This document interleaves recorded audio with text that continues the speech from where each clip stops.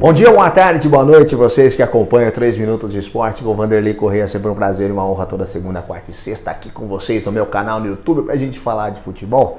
E tem Campeonato Brasileiro, tem data FIFA, tem amistoso, tem muita confusão já acontecendo nos bastidores do Campeonato Brasileiro. Primeiro, que um dos dirigentes do Fluminense essa semana já começou a levantar a lebre de que depois da derrota aí contra a equipe do Avaí na segunda-feira, que rebaixar 4 equipes no Campeonato Brasileiro é muita coisa, teria que mudar isso aí, ou seja, já começa a mudar.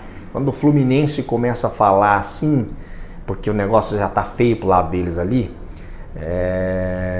dá até medo, viu? Dá até medo. Cuidado aí quem tiver por baixo aí, que vão preparar a coisa aí já, mas enfim. O Fluminense, na verdade, vamos falar uma verdade aqui, com todo respeito aos torcedores, o Fluminense deve uma segunda divisão pro futebol brasileiro, né?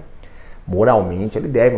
Só para lembrar, o Fluminense estava na terceira divisão em 2000 na Copa João Avelange, estava disputando a terceira divisão. Aí teve a Copa João Avelange, depois ele acabou chegando ali na fase de oitavas de final da Copa João Avelange.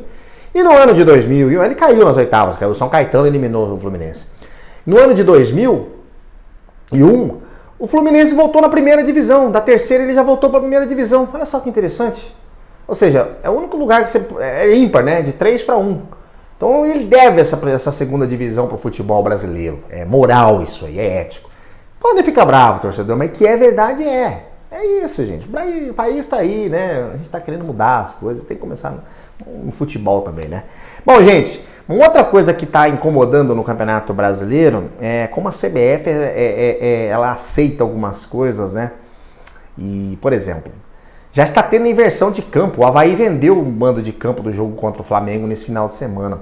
Isso interfere muito isso implica tecnicamente na competição. Quem jogou contra o Avaí e perdeu ponto para o Avaí lá na ressacada, agora o Avaí vai jogar fora de casa contra o Flamengo. Tipo, vendeu o mando de campo. Isso é uma vergonha, não pode permitir isso aí. Nossa, isso é uma coisa assim, poderia até permitir, dar uma multa, ou seja, quer jogar em Brasília contra o Flamengo? Lógico, vai lotar, só vai dar torcedor do Flamengo lá, vai ter meia dúzia de torcedor do Avaí. Então o que vai acontecer? É mando de campo do Flamengo. O Flamengo vai ter 2 mandos de campo contra o Avaí. Né? Teoricamente ele vai vencer. Precisa disso? Não precisa. Acho que o Flamengo teria condições de vencer o Avaí lá.